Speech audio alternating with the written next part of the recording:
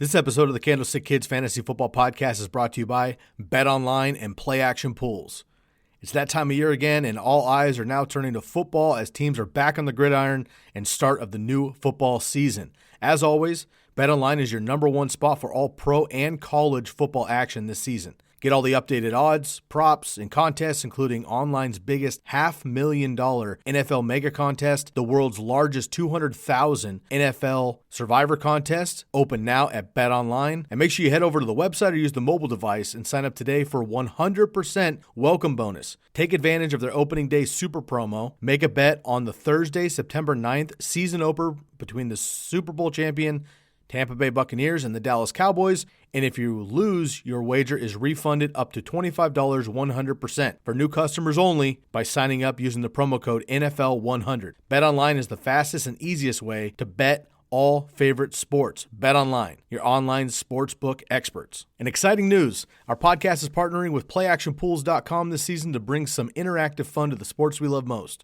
You'll be able to get in on the action with our PlayActionPools.com Football Pick'em Challenge, which is open to everyone. Here's how it works. Sign up on our contest, Believe Football Pick'em at PlayActionPools.com, and then get your picks in each week.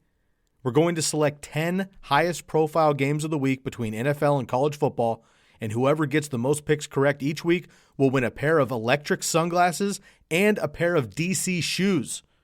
Again, go to playactionpools.com and sign up for the contest Believe, B-L-E-A-V, Believe Football Pick'em. And if you plan on hosting your own football contest, go to playactionpools.com today. They've got Survivor, Pick'em, as well as cool sportsbook style concept called Build Your Bankroll.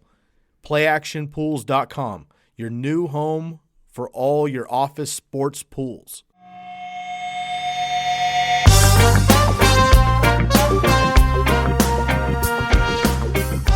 What up, TCK Potters and fantasy-focused team? Sky and Bobby back with you for another episode of the Candlestick Kids Fantasy Football Podcast. Today is episode 442, and it is us versus ECR Expert Consensus Ranking. We're going to do some buy-sell on the top 12 positions, players we think may finish outside of the top 12 at their position. For quarterback and tight end, and for running backs, we'll do the top 24, and vice versa. Players outside of those positions we think could land inside. So we'll see where we differ on the ECR. Bob, it's good to be back, man. How are we feeling about the ECR so far? Pretty good. Taking a look at the expert consensus rankings and kind of getting a viewpoint, I got to throw a little bit of an applause. I mean, they do a pretty good job. I mean, for the most part, they get the guys that should be in there, but we're here today to identify a few that they might have missed on for our podcast. Right. And thankfully, we just had some inside scoop with our man, Jared Smola. So once again, hit up a boy Smola on Twitter, and he has been in the top 10 for the last couple of seasons and gave us some behind-the-scenes sneak peeks. So hopefully that'll help us out with our rankings that we can help you out with. We've had a lot of people starting to DM us as we're getting into crunch time. 2 weeks left to get your drafts in. Bobby and I have a couple between the two of us tonight, and we got a few for the rest of the week with the TCK listener leagues as well as some individual home leagues. So if you have any questions on who to draft, how to help out, grading your drafts, whatever it is, make sure you DM Bobby or I on Twitter at our names, Sky Guasco and Bobby Lamarco, or on Instagram at fantasyfootball_TCK pod for myself, or you can find Bobby at FF Fantasy Football X Factor on Instagram as well. Okay, for those of you in the Fantasy Focus team, you're on Facebook, YouTube, Twitch. Feel free to jump in the comment section here, and we'll get to as many of the questions as we can pertaining to the ECR. A quick note about the TCK listener leagues. We have the drafts tonight, so make sure that you come in hot. For those of you participating in the TCK listener leagues, Bobby and I are going to be gunning for you, so hopefully you're bringing your A game. We know that you will. And for those of you that missed out this year, make sure you reach out to us anyway, and I'll write down a little kind of a guest list for next year, see if we can get you in for 2022. But tonight is going to be the TCK listener league for both the rookie and the vet divisions. We're very excited about that. All right, Bob, let's get into this here, man. Before we do, I think you got a spicy topic for me, don't you? Yeah, of course. The hot topic of the day brought to you by Bomb Banana Hot Sauce. Go to seekthespice.com, give them a try, and use that promo code TCK to get 10% off your order. Now, Sky, we like to always throw out an honorable mention when we do these kind of shows because we have to lock into one guy. But between the quarterbacks, the running backs, the tight ends, receivers, a guy you're not going to mention today, give us an honorable mention for a player that you're higher on than the experts. I'm going to stick with a homer pick here, and I'm going to go with my man Raheem Mostert, running back for the San Francisco 49ers. ECR has him at running back 29 in PPR. I've got him up at 21. I want to bring him higher, but I want to also stay relatively, reasonable. The biggest reason here is Trey Sermon, who I think is going to be phenomenal for a long time for the 49ers and probably this year at some point. He has now jumped Raheem Mostert in ADP. Trey Sermon now is going in the middle of the 6th round. Raheem Mostert's going in basically the 7th. Now, in redraft leagues, I think it's silly to draft Trey Sermon over Raheem Mostert in redraft leagues. Dynasty, obviously. Raheem Mostert, although he's older for a running back, and yes, he's been a journeyman running back, he does not have the wear and tear that most running backs do at his age or with his career behind him. So he has the game-breaking ability, literally the fastest running back last year in the NFL. The scheme for the 49ers is just pretty much unstoppable. If they go with this double quarterback thing that we're talking about, and we saw last preseason game against the Raiders where they absolutely demolished them on the ground, you're going to see Raheem Mostert dominating as long as he is healthy. Yes, injury is a concern, durability is a concern, but while he's healthy, Raheem Mostert is going to give you tremendous value, and he's falling and falling and falling. I keep going into drafts where he's in the 7th, 8th, 9th round in redraft leagues because people are worried about it and they're excited about Trey Sermon. I'm excited about Trey Sermon as well. What I try to do is if I'm on a turn is I go with Raheem Mostert and then I go with Trey Sermon, or I'll go with Trey Sermon knowing nobody's going to draft Raheem Mostert, and I get both of them so I can lock up the 49er backfield. But for me, man, he's somebody getting drafted basically outside of that top 24, definitely has RB1 upside weekly. And if he finishes a full season somehow, I definitely think he will be in the top 15 to even 12, potentially with that dominant running back onslaught there in San Francisco. And Trey Sermon will also get his. You know what, Sky? Listen, because we love the fantasy focused community, appreciate all their love. You know, I'm going to let them jump the line here. We have a question coming in from one of our frequent flyers, and we appreciate all the feedback we get from you guys. Now that Mac Jones is this starter, he got a great question here. Sam Darnold or Mac Jones as a backup or QB2? Which one would you prefer? That's a great question. I'm going to go with Sam Darnold, and this is really just kind of first of all, I've been high on Sam Darnold since he moved over to Carolina, so I'm feeling biased that way. I also was feeling high on Cam Newton, and I love the move actually for the Patriots. I think like getting the new Tom Brady makes sense for them, and Mac Jones has definitely earned a spot. I worry about the overall weapons. Mac Jones has looked great, but he's still a rookie quarterback. He has not faced true NFL defensive starters for the most part yet. They're going to be without Stephon Gilmore for the first half of the season. That's troublesome for me, just meaning that they're going to be potentially behind and he's going to have to, run it up on the end. I think Sam Darnold on the other side now has a full offseason here.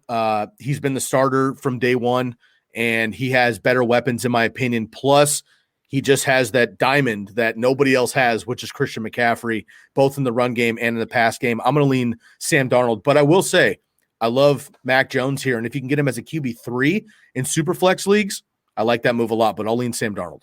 Yeah, I agree 100%, man. But, Sky, now that we got the seekthespice.com, I want to make sure that hot topic of the day, we did a double dip today, because we love our boys over at Bomb Banana Hot Sauce. Remember, guys, if you use that promo code TCK, you get 10% off your order. So please make sure you're going to check out Bomb Banana Hot Sauce. And also we appreciate for the hot topic of the day. Now, Sky, why don't you tell the people kind of what we're going to be doing today's podcast?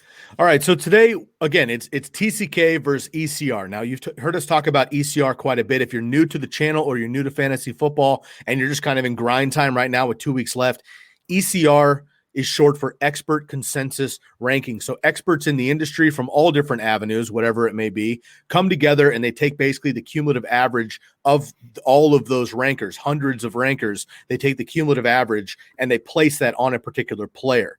So that player then gets an ECR ranking of the average of all of the people. And then Bobby and I have our own individual rankings and we compare what those rankings might be. So what we're doing today is we're doing a little bit of a rankings comparison, but More so, we're looking at, for quarterbacks and tight ends, we're looking at players with an ECR ranking of top 12 at their position, and a player in that top 12 that Bobby and I think may fall out or shouldn't be ranked in that top 12 anyway.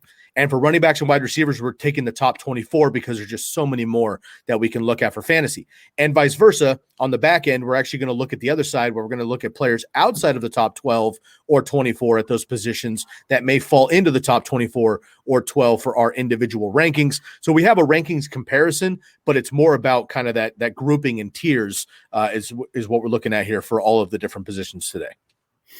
Okay, I'm going to roll right into my guy first off. And listen, I always have to, when you get to know me and Sky, we have some guys we're really passionate about and we love. And I try not to step on Sky's toes, ever. I always want to be supportive co-host of his. But unfortunately, this time I am not going to be, because my expert consensus ranking top 12 quarterback that I'm actually fading is actually Justin Herbert.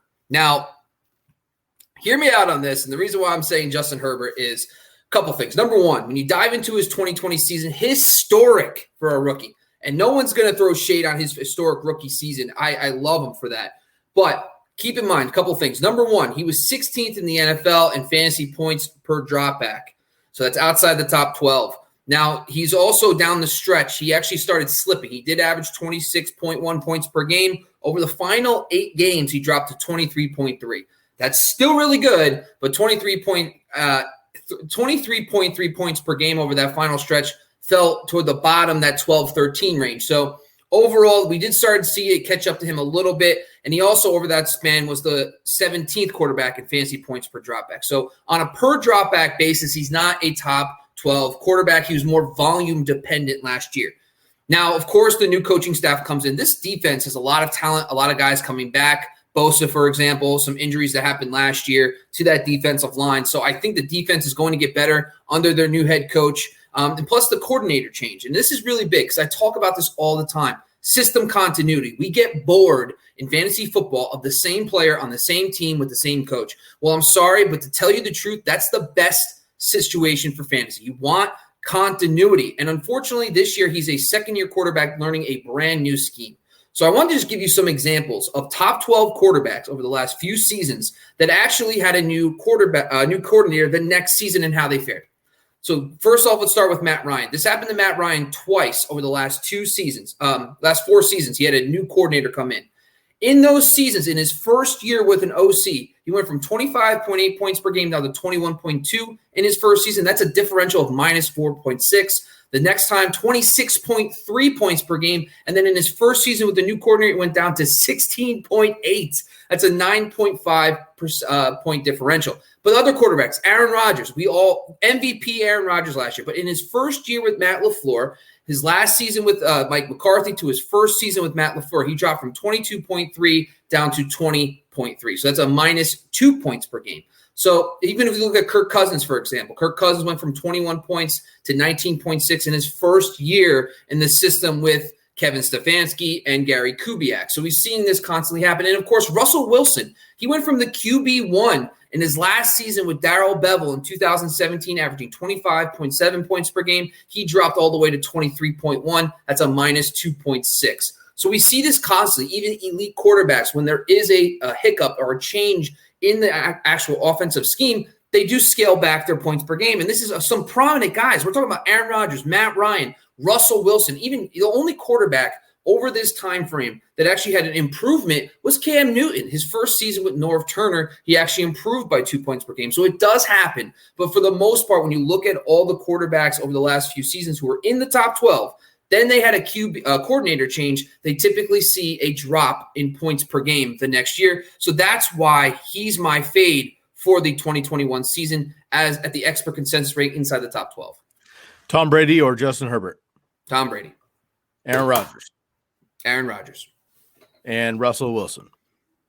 Ooh, that's like the same. That's just, now I'm competing arguments. I'm going to go Russ because of his rushing. And Dak coming off the injury? Dak. Okay. All right. Well, if you're watching YouTube, you know I love my boy Justin Herbert right behind me. Got the Jersey Jungle Justin Herbert, the powder blue. So swanky, dude. I absolutely love this jersey. And also, man, again, I say this a lot on the podcast, but new to the channel here at Fantasy Focused, I live in Eugene, Oregon, live down the street from Watson Stadium. I watched him at Sheldon High School, watched him every snap with the Ducks.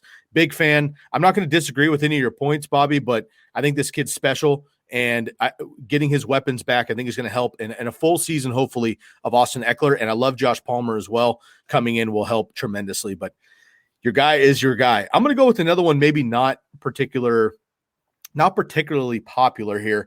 And my fade, unfortunately, in the top 12 is Jalen Hurts. Now, Bobby, I'm also going to start my quote-unquote argument with the same kind of I love Jalen Hurts. I could potentially see myself drafting him if the price is right. My issue is, unfortunately, right now, the price is not right with what's going on in Philadelphia right now. So Jalen Hurts right now is the ECR quarterback 11. He's also my quarterback 11. So I agree with ECR here, but I'm less excited maybe about him. Going in the 9th round right now, the beginning of the 9th round in single quarterback leagues, of course, super flex. These guys are going to go a lot faster. Last year, he started 4.5 games. He averaged 24.5 fantasy points, which is top 5 among the quarterbacks who played 4.5 games. That includes Dak Prescott.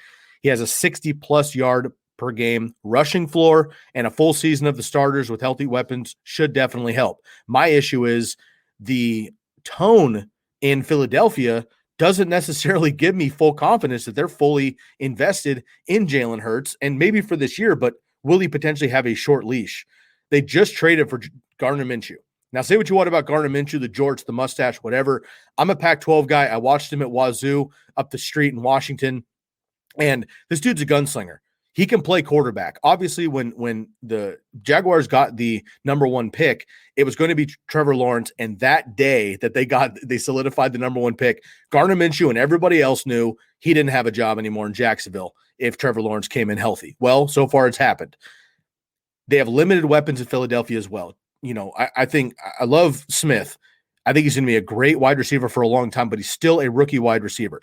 Jalen Reagor, he's been kind of beat up. He's got a COVID situation. He's been sick. We'll see if he can come through. Dallas Goedert, a lot of high hopes, but now Zach Ertz is still around, but he's a shell of his former self. And Miles Sanders and all these other running backs who, you know, I'm just not sure what they're doing in Philadelphia personally.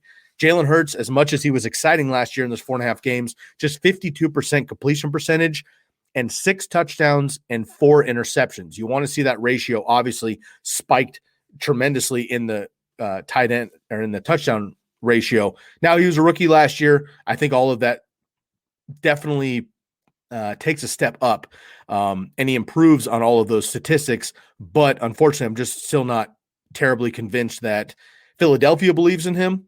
And I know that he has a tremendous rushing floor and upside, and he had a solid He had a solid preseason overall. But I am a little bit concerned here because of the weapons. Then bringing in Gardner Minshew, who could be a starter for this team if anything happens. And I know the rushing floor is there, but I'm a little bit worried about the passing. Jalen Hurts, I think in that area, I think I would just rather fade and go after maybe a Ryan Tannehill or a Matt Stafford, to be honest. Or if I fade even further, there are other late round quarterbacks I'd be willing to do. I love Jalen Hurts coming into this offseason, but I've been fading him for quite a while, and this Gardner Minshew move, unfortunately, doesn't give me a lot of upside. And if you dive into Jalen Hurts' 3 games, you finish as the QB 13, the QB 1, and the QB 17. So only one of those 3 starts were inside the top 12. So I hear you on that. But let's focus on some of the good names that we want to promote, some guys that we're actually higher on. And I cheated a little bit, and I apologize in advance. It might be a little. But one of my QB strategies that I really am starting to warm up to is the complete fade. I pass on Brady. I pass on Ryan Tannehill, which breaks my heart. But if you really want to load up on some of those receivers in those ranges, like you want to get Corey Davis and Marvin Jones, and you want to pass on Tom Brady and guys like that, and Tyler Boyd, and you want to get those certain running backs like Melvin Gordon in those rounds. One of the philosophies I'm starting to really warm up to is pairing Kirk Cousins with a Trey Lance or even another player that Sky's going to talk about in a second, because of the fact that Kirk Cousins' early season schedule is absolutely elite. When you dive into his actual opponents, okay, he's got the Bengals, the Cardinals, the Seahawks, the Browns, the Lions, and the Panthers. Honestly, all those teams, none of them were in the top 10 last year in fantasy points versus the quarterback. They were all either middle or back end allowing fantasy points. So they were very, very good for quarterbacks. Right there. According to Warren Sharp does his pass efficiency strength of schedule for 2021. The Vikings are number one, and it's not even close. It's like a steady little slope and then a huge jump to the Vikings. And that's what makes me think that I can get away with drafting Kirk Cousins and waiting on Trey Lance's upside. I believe that you can take Kirk Cousins. And actually, the funny thing is, if you look at the ADP, Trey Lance is the one you're going to have to draft first, which is crazy because he just got hurt. Maybe because of the fractured finger, he's a week out. Maybe his ADP will start to slip. But the first 6 weeks, knowing that Kirk Cousins can get you through and you can wait on a guy like Trey Lance, then who can help you win a league, but you're also not sacrificing the first 6 weeks, gives me more of a interest in doing this philosophy. Last season, if you look at the last 8 games, Kirk Cousins averaged 27.4 points per game, and he was 5th in that time frame. So it's not like Kirk Cousins is a fringe quarterback one. He was actually able to produce top 5, top 6 numbers, and he was sandwiched in between some major heavy hitters. And this is a guy you consistently can get in the 13th, 14th round of drafts. Now, I don't think Kirk Cousins wins you your league season long. What I'm saying here is that you can get away with Kirk Cousins weeks 1 through 6, and then once Trey Lance wins that job or gets the job mid-season, hopefully, you have a guy with the rushing floor, with the elite weapons, a guy that can actually win you your fantasy league. So this is a fantastic strategy, in my opinion. If you want to load up on those Marvin Jones and Corey Davises of the world, right where Tannehill and Tom Brady are going, this is a great fallback option, which is why I'm kind of interested in this new philosophy that I've recently come up with, and would love to get your thoughts on that, Sky. First off, let's talk a little bit about Red Zone Draft Boards. Now, Red Zone Draft Boards is one of our sponsors.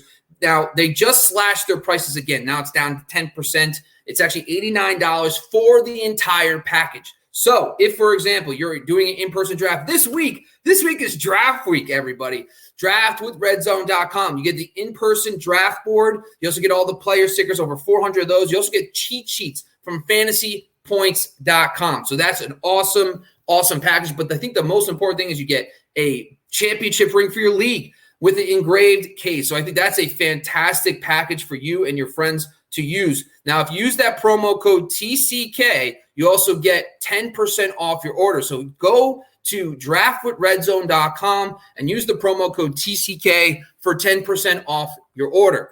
Another advertisement we want to talk quickly about is our new sponsor, expandtheboxscore.com. If you currently are someone that's interested in taking a dabble in advanced stats, now you can find a site that can get you access to things like contested catches, routes run, broken tackles, missed tackles, all these advanced stats you typically can't find in one place on a free site. You can now get it with Expand the Box Score. And just for 1 year, you can pay $25 for the season. If you use that promo code TCK, you get $5 off your order and a 4-day free trial. So if you're interested in taking a dabble, instead of spending $200 or $700 on these other sites, take a shot with expandtheboxscore.com and you get $5 off of your purchase. Let's talk a little bit about some running backs. First off, I want to talk about Kareem Hunt. Now, Kareem Hunt is a fade for me in the currently going as expert consensus ranking RB24. I'm kind of fading Kareem Hunt, and here's why. If you start looking into Kareem Hunt, he's only one of 2 players last season that had 30 or more carries when the team trailed by double digits and was ahead by double digits.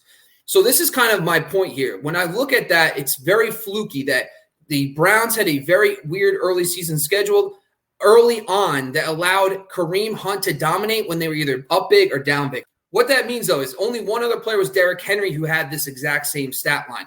Derrick Henry only made up 32% of his rushes. Last year, they made up 44%. So nearly half of Kareem Hunt's carries came in games where he was down by double digits or up by double digits. That's not accountable. You cannot bank on that. Plus, when you look into the final 8 games of the season when Nick Chubb returned, he averaged 10.5 points per game. That would have been the RB 30 last year overall. So it just shows that it's Nick Chubb's team. He's the main ball carrier. And when you actually take out the games that Kareem Hunt played without Chubb and those early season games where they were very fluky and blowouts, he really normalizes to someone that doesn't offer a lot of upside. So I think at RB24, I'm going to pivot from a guy like Kareem Hunt and I'm going to move to a different player in that range. And we'll talk about some of the guys that I'm buying later in drafts that I also would like to pick over Kareem Hunt. But Sky, I'm going to bring you back in, man. You got it. Well, I appreciate that, and we live in the digital age. Every once in a while, you have something drop, so I apologize, everybody. But I do want to jump in on Kirk Cousins because I was able to hear you throughout that, and I wanted to agree fully. I think Kirk Cousins is a great option, and let's not forget, he had more than 4 rushing touchdowns in the first 4 seasons that he had. Now, I don't see that continuing because he only had 1 in the last 3, but he has that rushing upside if he needs it. I think he's got great weapons, obviously. Dalvin Cook there as well. So Kirk Cousins and a rookie quarterback is a great move. And quick thoughts on Kareem Hunt before I dive in as well. I totally agree with you. I had Kareem Hunt and Nick Chubb in 2 different leagues last year. I drafted both of them on purpose, the very expensive handcuff, if you will. And when Nick Chubb went down for 5 games, Kareem Hunt filled in admirably, but he wasn't Nick Chubb, as you just mentioned, and he was not a weak winner, if you will. So I don't know that I'm willing to spend that cost again this year for who is a backup, even in PPR leagues. Now, if you go 0 RB or something and you want, somebody that's going to give you a nice 12-point floor with a 25-point ceiling, Kareem Hunt's your guy. Otherwise, I'm probably going to look at other guys there as well.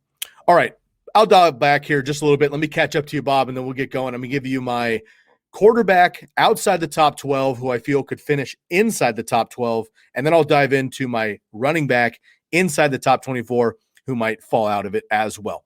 Okay, so we'll start with my quarterback here. Justin Fields is my guy. I think he's had a tremendous preseason here. I know he's been shaky and thrown a couple costly picks and inaccurate, whatever, but he's a rookie quarterback and he's, playing with not only scrubs on defense, but scrubs on his offense as well. I think that the talent is there off the bat. I love me Trey Lance. I think the 49ers are going to be great with Trey Lance for a long time. But as a 49er fan, before they picked Trey Lance, the talk was going to be Mac Jones or Justin Fields. And I wanted Justin Fields as the guy for the 49ers. They went with Trey Lance. Totally okay with that. But I've loved Justin Fields coming in. He was my number 2 quarterback during the entire offseason process. So when he takes over, which I think is going to be either after week 1 when they get demolished by the Rams and Andy Dalton gets shelled. He's either going to start week 2 or maybe week 4 when the schedule lightens up. Either way, when he takes off and takes over that quarterback position for the Bears, I think he will be a top 12 quarterback in fantasy points per game with a top 24 ceiling and, of course, week winning upside there with his rushing ability. So he hasn't played the preseason with Allen Robinson, Darnell Mooney, a little bit with Cole Kmet, but not much because he's been out. Jimmy Graham has barely even been in there. And then you have David Montgomery, who has played very limited snaps as well. Tariq Cohen still on the PUP list. So he hasn't even been able to really play with his weapons. Andy Dalton's obviously not the guy long-term. Justin Fields gets a chance eventually. He's getting drafted outside of the top 12. I think he could finish inside the top 12 if he gives us at least 12-plus games, which I think he will. ECR number 21. I've got him ranked at number 20, but I am higher than him on that. I just want him to obviously win the job first. And he's getting drafted in the 11th round. I talked about Jalen Hurts before this in the 9th round. I would fade Jalen Hurts and get basically maybe this year's Jalen Hurts coming up after that a couple rounds later. Okay, I'll go into my running back here, and then we'll get Bobby's reactions. So unfortunately, my running back inside the top 24 that I think could finish outside the top 24, actually earlier on in the summer was my sleeper in the NFC West, and that's Darrell Henderson. Now, he was my sleeper days before Cam Akers got hurt and went down for the season. So obviously, Darrell Henderson no longer qualifies as a sleeper, but a lot of people have him as a breakout still, and I'm not so much worried about Sony Michel, but Sony Michel coming in is definitely a factor needing to be considered. ECR has him at 23. I have him at 22, so I'm actually higher than ECR on this, which is kind of funny. He's getting drafted in the 6th round, but I just don't see myself in drafts the last couple of weeks targeting Darrell Henderson, and here's why. In games last year where he saw more than 12 carries, which is 6 games, Henderson finished as a top 12 running back 3 times, but he finished outside the top 24 twice. So which running back are you going to get on a weekly basis? He has a thumb injury. I know it's not lower body, so I don't think it's, season ending. It's obviously not. He still plans to be the starter and going to get a heavy workload according to Sean McVay, but he does have a thumb injury. He has durability concerns dating back over his career anyway, which bothers me. Sony Michel does come in from the Patriots. I don't really believe in Sony Michel. Bobby does, and Bobby was standing up for Sony Michel during free agent time when we were talking about him in March and April. But Xavier Jones is also there as well. And when Cam Akers went down, Xavier Jones started getting the hype, and then they brought in Sony Michel. So either way, they're not confident that Darrell Henderson is going to be their guy. Matt Stafford coming over is going to elevate the entire offense, but I think he's obviously going to elevate the passing game more so than that. And I'm just not sure that Darrell Henderson now is going to be the lead dog and get 3-down work. A couple weeks ago, I was willing to draft him in the third round, basically, because I wanted him to be that bell cow. But Xavier Jones has come up, Sony Michel has shown up, and now he's got this injury. I'm concerned about Darrell Henderson. Unfortunately, 6th round is a time where you start taking shots on running backs anyway, so I may have him on a couple of teams, but he's not as enticing as he once was. Yeah, I listen, Darrell Henderson, I kind of keep saying this over and over again. I can't get out of my mind the Cam Akers going in the 1-2 turn, and then this guy's going in the 5th round, and we're all just like not interested. The offense is going to be awesome. I mean, you got Sean McVay and Matthew Stafford, the great receivers, Tyler Higbee. I just think that this offense is going to lead to a lot of scoring opportunities, but who knows? With Sony Michel, like I said earlier, this guy's a former first-round pick. Does have some good seasons under his belt, so we'll see. Now let's go into the one thing I stay on brand. You're going to notice over the next few buys, you're going to see Bob you don't even need to be on the show anymore. You just kind of just plug in my answers, unfortunately, but I stay on brand because I just listen, when you dive into the players and where they're going in drafts, the best part about the guys I keep talking about is they don't go any higher. No one wants them for some reason. And the guy that I'm buying is Melvin Gordon. And the one thing I can tell you about Melvin Gordon is we just saw him play. And I know Javonte Williams, and I'll admit, the Javonte Williams not playing thing kind of was like, interesting. They must have seen what they need to see. But I think they really wanted to get Melvin Gordon in there. 5 carries, 35 yards. He looked really good. It starts with Pat Shurmur and Mike Munchak. From a coaching staff standpoint, Mike Munchak, top 2 or 3 offensive line coaches in football, has really built up this offensive line. 4 of 5 starters coming back from last season. I like that. Also on top of that, Pat Shurmur, we've talked about for years, uses bell cows, constantly uses bell cows. Way back to the day, Steven Jackson, to Saquon Barkley. So he does use a bell cow back. But last season they didn't. They used Philip Lindsay. But just keep in mind, Melvin Gordon came in as an outsider into the system, and they still gave Melvin Gordon the lead work over Philip Lindsay, who is the incumbent. Now he's going to be playing with a rookie. My thing is, it doesn't matter if Javonte Williams gets work because last season Melvin Gordon didn't even get the full workload. Like I broke down in a previous podcast, number 1 about Melvin Gordon last season, don't listen to people who tell you he wasn't good. He was 10th in PFF rush grades, 9th in rush yards, 9th in rushing touchdowns, 2nd best yards per carry of his career. So as a runner, he was awesome. Where his game faltered was in the receiving game, and that was a Drew Lock problem. And last season with Philip Lindsay, and if you take out that random Hilton game, the receiver who just got waived, by the way, who actually started a game at quarterback, has been waived off the team. They still averaged 12.7 points per game. That's top 24 numbers last year. That's what's sharing the work with Philip Lindsay. I took out the games Lindsay was out. If I take the game, put those games in, his points per game goes up. So I'm being reasonable, but really when it comes down to it is Teddy Bridgewater and what he can do for the passing game. I just broke this down last season. Drew Lock versus Teddy Bridgewater. Teddy B targeted the running backs 8% higher than Drew Lock. If you factor that into the attempts from last season, that would result in 44 more running back targets this year. So that's more passing game work for Melvin Gordon, who, by the way, did very well with Austin Eckler back in the day because they got more passing game work. So you can make a 2 running back system work when they're getting force-fed the ball in the passing game as well. So I do think Melvin Gordon is someone currently going in the 7th, 8th round, who, by the way, was a top 24 back last year. He's only 28 years old, and me and Sky broke this down. Running back age analysis. Go check it out on our old YouTube channel. 31 years old is when the cliff comes, not 28. So if he produces at 27, he's probably good at 28. So that's why I think Melvin Gordon is a buy for 2021. Yeah, fair. And you and I talked about Melvin Gordon. I talked about Javonte Williams, and the reality is you and I are buying this backfield. We're just buying different players. So and again, this is kind of that Raheem Mostert, Trey Sermon argument that I brought up earlier in the show. Like, if you're either going with the guy who's going to be the starter and ride him out, or you're passing him over and going with the rookie. I'd like to just get both of them if I possibly can, and it makes the most sense. But I'm with you, man. I'm a Javonte Williams guy, but Melvin Gordon is certainly somebody plummeting in drafts. I was in a super flex draft last night. Melvin Gordon got drafted in the 11th round, Bobby. 11th round. I know you'd be taking him probably in the 7th. So I love it there. So sorry, can I just say one thing? This is a really important point Sky brought up. When you do mock drafts, please make sure you're not drafting always the players you want. Draft players you don't care about and see where your guys fall, because that's a great point. He just made the best point. I would pull the trigger in the 8th, but if I'm seeing him going in the 9th, going in the 10th, I can go then take a better guy in the 8th and get him in the 9th. So this is important. Do your mock drafts, but don't always draft the guys you want. Draft, see how far they fall.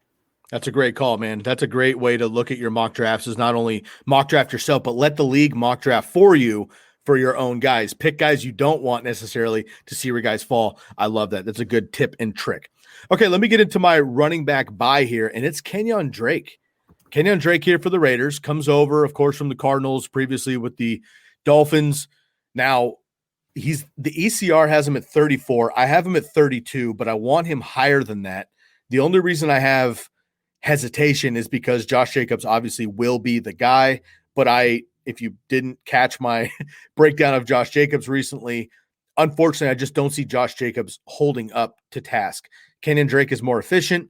They were basically the same running back last year, but Josh Jacobs had far more opportunity than Kenyon Drake. So Kenyon Drake's numbers were the same essentially as Josh Jacobs, but the efficiency was through the roof for Kenyon Drake versus what Josh Jacobs can do. I think eventually Gruden has to make one good decision, and I think that might be getting Kenyon Drake more work, at least in the pass game. He's going in the 10th round right now. I love that as a backup running back who I think could potentially finish in the top 24. He's right now going as running back 34. Now, they targeted him in free agency, the Raiders did, even with Josh Jacobs on board. He's very efficient on the goal line and through the air. He had 800 yards and 8 touchdowns with the Cardinals 2 years ago in just 8 games when he came over from Miami midseason. Last year, he had 10 touchdowns with the Cardinals. I don't think people even remember that because it was all Kyler Murray rushing, and the hype is with Chase Edmonds. But Kenyon Drake got it done. Double-digit touchdowns last year. And again, 2 years ago, if you extrapolate his pace with the Cardinals from when he came over midseason, that's 1,600 yards and 16 touchdowns. I know that's extreme, but the numbers were there for half a season. So Kenyon Drake can certainly get it done. He's been the running back 14, 17, and 16 over the last 3 years. Now, I don't think people think of Kenyon Drake as like a middle RB2. They think of him as a low-end RB2 with maybe high RB2 upside on occasion, but that's not the case. He finished the season as a middling RB2, and he has RB1 upside. He's going as the RB34. I think he could finish in the top 24. That's what I'm bringing up. And history shows you over the last 3 years, he could be a top 15 running back if anything were to happen to Josh Jacobs, or they just frankly move on to Kenyon Drake, which I do think, as crazy as it sounds today, I do think it's a possibility. With the Dolphins, he has 2 seasons of 50-plus catches on his NFL resume. So Kenyon Drake should be the third down back minimum. He could take goal line back away. And if anything happens to Josh Jacobs, I think Kenyon Drake's going to fill in admirably, no problem, and maybe even exceed that. So they might flip the script halfway through the season. Kenyon Drake, for me, is a running back 4. That could end up being an RB2 or, frankly, an RB1 if anything were to happen to Jacobs that you're getting for free, I think, in drafts. If you're looking for depth in the middle rounds, Kenyon Drake is my guy. If me and you are very excited about Bryan Edwards and Henry Ruggs, but if the lights come on and those guys don't perform and it's just Darren Waller again, there's plenty of opportunities for these running backs, especially Drake, with Jalen Richard out, to become more of a factor in the pass game. Now let's move on to the receivers. My guy is Brandon Ayuk. Listen, Brandon Ayuk was awesome last year, and I do think he is going to be fantastic for years to come, but a couple things factor into this, why he's a fade. First off, last year, 12.9 points per game with wide receiver 17, currently going at 24. So he's actually going a little bit later than where he finished last year on a points per game basis. But when I look at this, It's a lot to do with the uncertainty at quarterback. Is it going to be Trey Lance at some point? What's the impact going to be on the overall pass volume when you move to a mobile quarterback?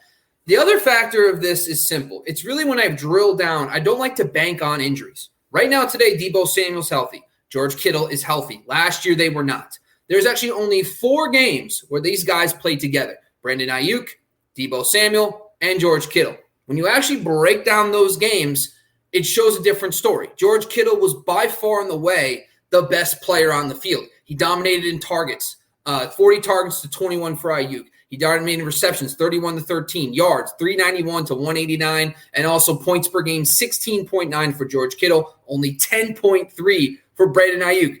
10.3 points per game when you're drafting in the 5th round is not going to get it done. And I think when I look at that, I'm thinking, is there going to be enough long-term pass volume to support George Kittle, Brandon Ayuk, and Deebo Samuel when you know, first of all, people don't like to say this, but Kyle Shanahan is a run-first coordinator. The thing is, it's so good that people don't complain. But Brian Schottenheimer, run, like all these guys talk about, like Dan Campbell, all these guys.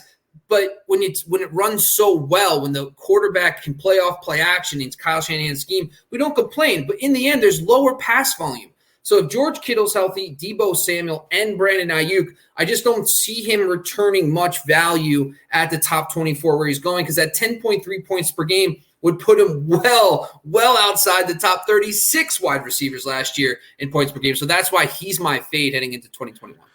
Oh, man, this is tough. I had him as my breakout in the NFC West divisional breakdowns, Bobby, and I'm going to counter just a little bit. I hear all your arguments, and again, you're not incorrect, but I'm going to counter a little bit. Last year, he led all rookies with 8 targets per game. He led the 49ers in targets with 96. He was the wide receiver 3 in PPR points per game from week 7 to 15 behind only Tyreek Hill and Devontae Adams. Also, I know this is like hyperbole and it may or may not happen, but if he plays the X receiver for Kyle Shanahan, Andre Johnson, back in the day with the Texans, 171 targets.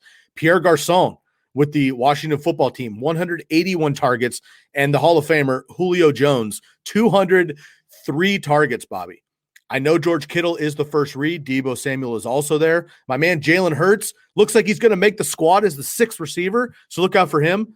And then you also have, of course, the running backs as well. Jalen Hurts. Anyway, you have the potential for Brandon Ayuk to potentially get, let's call it modest, 130 targets, 140 targets. I think he's going to explode in this offense. And look, when Trey Lance takes over, he has a better deep arm, and I think that's going to benefit Brandon Ayuk more than Deebo Samuel. I like Brandon Ayuk, but I hear you here just in case it doesn't work out. He is definitely a risky opportunity right now. All right, let me jump into mine here. And mine, again, these players inside the top 12 or 24 that were bouncing are not they're not popular names to fade. Like, again, I like DJ Moore, but DJ Moore is a guy that when I was doing my research, unfortunately, might end up outside the top 24. I think it's unlikely, but let me make a case here. DJ Moore, ECR 18. I've got him at 22, and he's going in the middle to late 4th round. To me personally, that's a little rich for the type of players that are also there. And Bobby and I both love Robbie Anderson, who's going a few rounds later. We'll both, I think, pass on DJ Moore, go with Robbie Anderson. Now, he could break out if he gets the touchdowns. Unfortunately, he's only had 10 touchdowns in 46 games. DJ Moore has.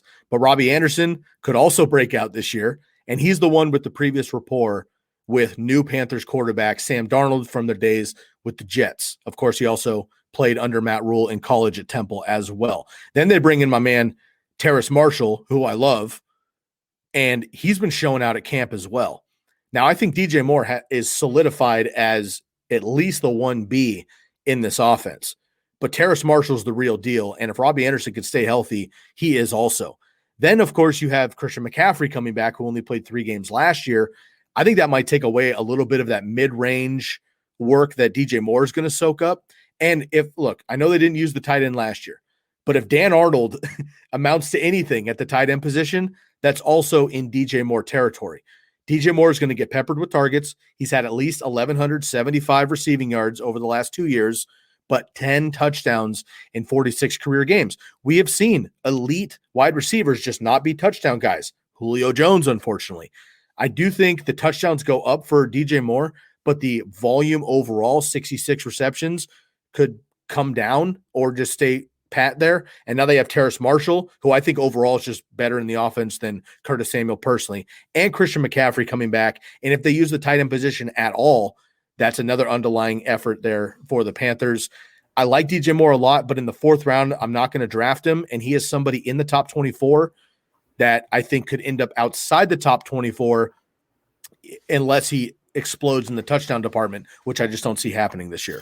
Sam Darnold's connection with Robbie Anderson could be a thing still. I mean, last year, Robbie Anderson was the target leader on a per game basis. So, yeah, I could see a scenario where DJ Moore is, if at best, he's a low end to a wide receiver too. And at that point, you should probably find a guy like Jerry Jeudy or Tyler Boyd, everybody.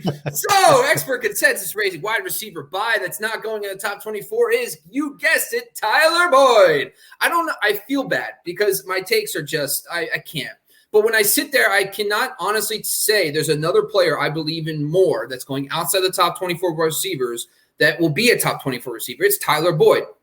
And I'm going to run through this really quick. The offense is conducive. For example, Zach Taylor, his lone season as the Miami offensive coordinator, he actually gave Jarvis Landry 166 targets. So the offense is conducive for a slot receiver. So that's a check. Joe Burrow, last season, according to Football Outsiders DVOA, was 17th in slot DVOA, which means his efficiency throwing to the slot. He was 33rd throwing out wide. That is the biggest differential amongst any quarterback last season. So he is a much better slot thrower on an efficiency basis than out wide.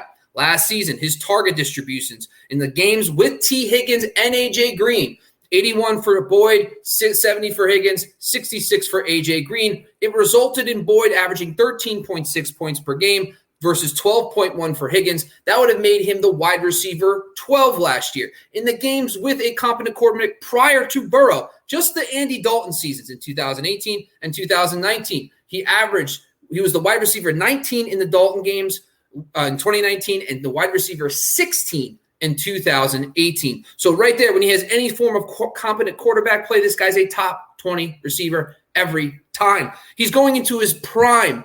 He's turning 27 in November. This is the wide receiver prime, 26, 27. This guy, we might not have even seen his best season yet. I'm starting to think he might be a part of my bold predictions next episode. I'm not sure. But overall, when you dive into everything, even Joe Burrow in college used Justin Jefferson in the slot in that 2019 season and dominated. I think Tyler Boyd is a lock. Go to episodes 400 through 550 because I'm going to keep talking about him all the time. So they find my takes on Tyler Boyd, but that's why he's my buy this year. Yeah, Tyler Boyd is the man. And look, I think Jamar Chase has been faded a little bit with these drops, and he looks to be playing a little bit off so far. So T. Higgins is my guy. Tyler Boyd is your guy. Either way, we'll take both those guys over Jamar Chase. All right, Bobby, I'm going to get into my buy here, and that is going to be Michael Pittman. And this is new news because Michael Pittman, I think, was a breakout guy for a lot of guys, but T.Y. Hilton, unfortunately, is nursing a neck and a back issue. And if he misses any significant time, which you're hearing out of Colts camp, this could be season ending. I don't want to, put the cart before the horse here, but it could be season ending, or he could just miss half the season at least. That leaves, of course, a big window here for Michael Pittman. ECR 48. I've got him at 36. He's drafted in the 9th round right now. His ADP will go up as the weeks continue. Because this news basically broke in the last couple of days. But I do like Michael Pittman a lot. I liked him coming out of USC last year, but he didn't really have a chance with the Colts, in my opinion. So Pittman has the alpha wide receiver body. Carson Wentz, when he gets right off of COVID and healthy, whatever, he's going to focus on the big guys. Alshon Jeffrey, Nelson Aguilar. Say what you want about Nelson Aguilar. I mean, he was excellent for Philadelphia, goes to the Raiders, and then his last year with Philadelphia, goes to the Raiders, gets paid now in New England. Alshon Jeffrey was great when he was healthy. Now, Pittman had no offseason last year, of course, rookies coming in. And then he had to play with Phillip Rivers, who was a shell of himself. He had in-season surgery on a compartment leg syndrome. And then he still put up 40 catches, 500 yards, and a touchdown in 13 games. And in that single playoff game, he was 5 for 90. He was dominant at USC. And I just think he's going to be a good receiver for a long time. If T.Y. Hilton's not that alpha, yes, Zach Pascal's there. You're going to have Paris Campbell, right? But I think that Michael Pittman is going to be the alpha guy there. He's somebody I'm looking to take as my wide receiver 4 or 5, who I think has wide receiver 2 upside. Listen, the Hilton injury is huge. I talked about Hilton as a sleeper because sometimes people just don't like the old guy in his early 30s. But Pittman, we've seen Alshon Jeffrey, a bigger-bodied receiver, really work well with Carson Wentz and how he plays. I think Pittman is that guy. He actually was drafted first ahead of Jonathan Taylor. So they thought that they love Jonathan Taylor. They love Michael Pittman more. So they're going to make sure this guy succeeds in this season. All right, let's go into the tight ends. And mine's kind of obvious. It's Dallas Goedert. And Goedert, when it comes down to it, and understanding why Goedert is a fade for me, because currently he's still going as the tight end 9. But we're starting to see him slip and continue to slip. But it doesn't seem like a lot of the experts has pulled the trigger on understanding this guy is not going to offer top 12 upside when he's with Zach Ertz. Number one, I gotta do the very unusual edit from my last podcast. I want to apologize. I said something off when it came to Zach Ertz and Dallas Goedert. They played 7 games together. So in those 7 games, when you really break down the numbers, Dallas Goedert technically was the leader when it comes to targets between the two. So I do admit, I apologize. Dallas Goedert did edge out Zach Ertz slightly in the 7 full games. But when they're together, he only averaged 8.6 points per game. Now, 8.6 points per game for a tight end is fine. That actually is something that you can use for fantasy. But when you really drill down to 8.6 points per game, that's low-end tight end numbers. And personally, I think there's guys later, including Logan Thomas and Tyler Higbee, that you can actually get that offer more upside because they will dominate tight end targets. But when you also look at the games they played with Jalen Hurts, number one, those numbers come way down, first of all. And then the second part of all this, too, they didn't have Devonta Smith. They didn't have a guy like Quez Watkins in the slot. They're using Greg Ward there. Outside of that, too, with this offense is very conducive for running backs. You got to keep in mind that Nyheim Hines' role is going to be more prominent for a guy like Boston Scott or Gainwell later in the year because they use running backs a lot as a satellite back. So that could be another impact to the tight ends overall. Plus, I think with Jalen Hurts, you're going to see more running than you did with Carson Wentz, of course. So I think that's going to really impact the pass catchers on this team. What you really think about it, though, and I'm trying to be as optimistic as I can, but long-term, Dallas Goedert is going to be great. But when he splits work with Zach Ertz, there's no point of reaching for a guy like Dallas Goedert, knowing that his ceiling's capped when he's tethered to Zach Ertz with a mobile quarterback and an offense that's going to feature a new number 1 wide receiver that wasn't a part of the offense last year. So that 8.6 points per game is not even very likely because you're going to see guys, number 1, like Devonta Smith more involved, Quez Watkins more involved. And plus, Zach Ertz was really banged up all last year. So if he's healthy going into the season, he might even impact Dallas Goedert as well, which is why Dallas Goedert is my fade amongst the top 12 quarterbacks, tight ends.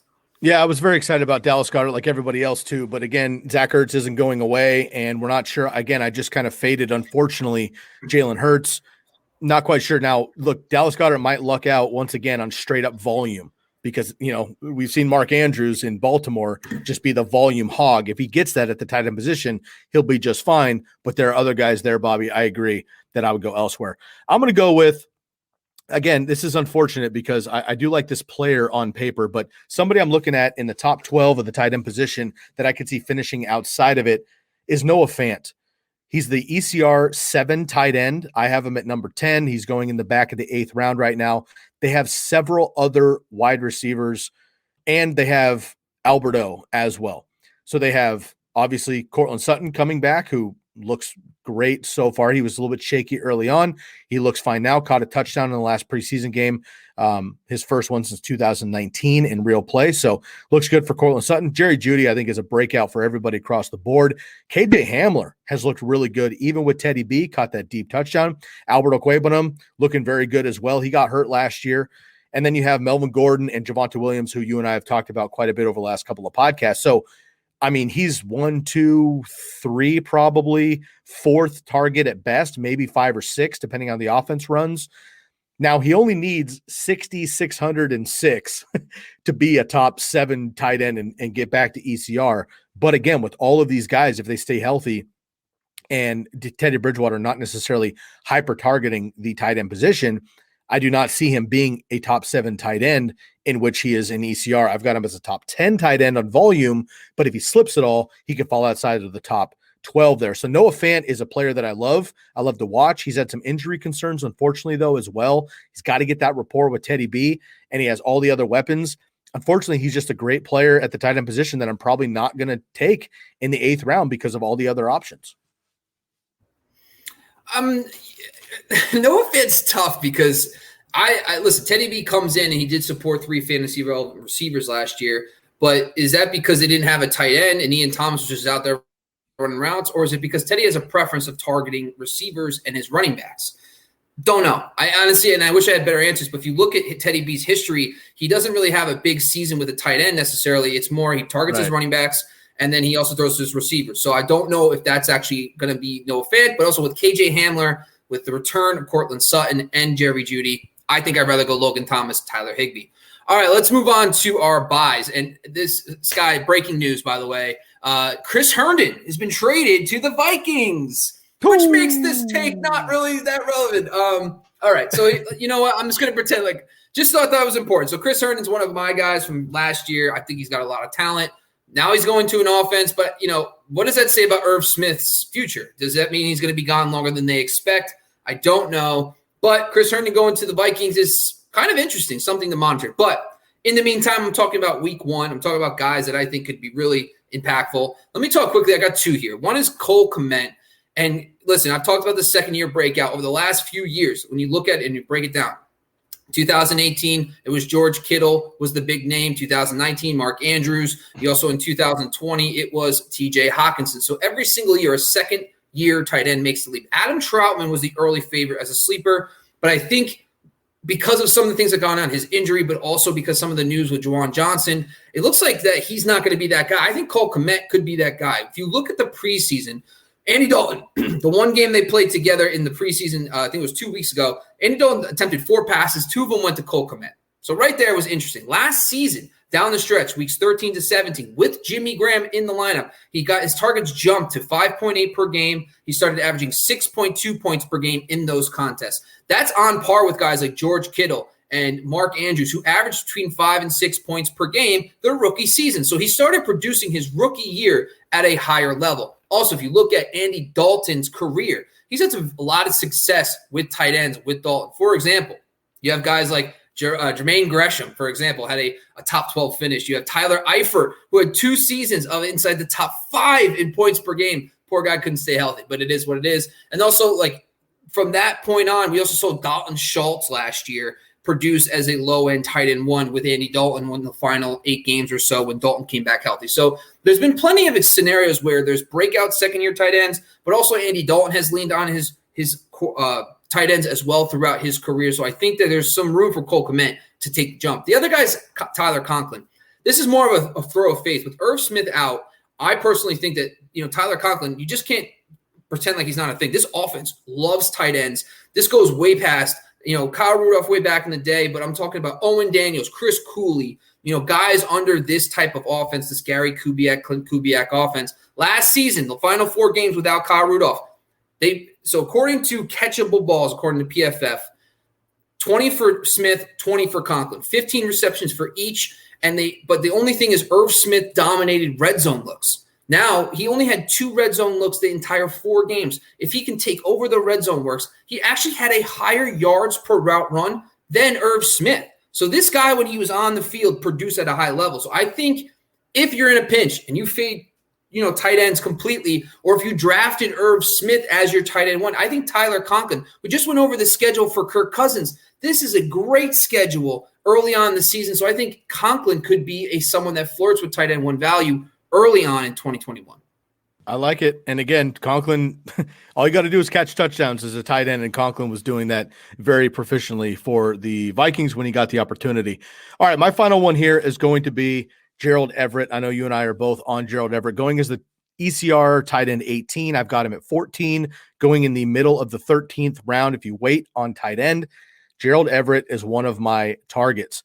Only had touchdown totals over his 4-year career: 2, 3, 2, and 2. obviously horrendous. There's nowhere to go but up for Gerald Everett there with the Seattle Seahawks now leaving the Rams. Everyone talks about no Everett for the Tyler Higbee conversation, which I know you're a huge Tyler Higbee fan, so am I. Everyone talks about no Everett for Higbee. What about no Higbee for Everett, right? Russell Wilson says they have a nice connection over the offseason. He hasn't had a ton of play because he's just trying to stay healthy, whatever. But he's 706 on 100 targets is what the Seattle Seahawks tight ends did as a group last year. Once again, the Seahawks tight ends as a group, 73 catches, 700 reception yards, and 6 touchdowns on 106 targets. That's top 5 numbers at least. If Gerald Everett were to get 80, 90% of that, which I think he should and will if he stays healthy, then he will be potentially a top 6, 5 tight end. And every year we see different tight ends coming out of nowhere, right? Darren Waller's, Mark Andrews, yada, yada. We can see that happening. Career highs last year, receptions, receiving yards, but just 2 touchdowns. 17 of his career, 127 career receptions have gone for 20 yards, very athletic. And the comparison, Everett on 62 targets with 47% snap share. Higbee, 60 targets on 72% snap share. When Everett was healthy with the Rams, they used him and they wanted to use him more often, but he was beat up. Higbee got more opportunity, not taking away from Higbee, but Everett's legit. Going to Seattle, who's a sneaky tight end team, and really there's only 2 wide receivers to battle for targets there with DK and Lockett. So I like Everett a lot. You're getting him for free in the 13th round. He could be a top 10 tight end, maybe even top 5 if he gets all that work with Seattle. Listen, and he knows the offense better than everybody because of Shane Waldron. So that's huge. Plus, I've heard nothing but great reports. I second this pick because when you read, he seems to be the next guy after Lockett and Metcalf. That's all I keep hearing. But what really stopped Everett from climbing the charts early because his blocking. Will Dissey looks like the better blocker, just similar to Higbee, which kind of capped his ceiling. But I still like the pick. I've heard a lot of good things about Everett. I absolutely totally agree. And I think, again, if being a good blocker is fine, but frankly, we want catches for the tight end position. All right, everybody, we've had a very active chat room today, so we appreciate you guys starting to bundle in with us. Appreciate you. We're starting to take up with it. Fantasy Focus Squad on Facebook, on YouTube, and on Twitch, and on Twitter as well. Make sure you give us a follow and a subscribe on all those channels if you have not already. And if you're like, who the hell are these guys? What happened to Bucky and Levy? Yo, Bucky and Levy have gone nowhere. All right. They're stepping aside a little bit. They have invited us in. We are Bobby and Sky of the Candlestick Kids Fantasy Football Podcast. We're going to be taking you through the entire season here on Fantasy Focused Network. And make sure you guys get those start-sit questions ready to go for Sunday morning onslaught. We got you. We're ready for that. So bring those in. Let us know if you have any questions. Hit us up on Twitter, Sky Guasco and Bobby Lamarco. Of course, you can find us on social medias everywhere as well. And make sure you leave a 5-star rate and review on the podcast through our Believe podcast networks.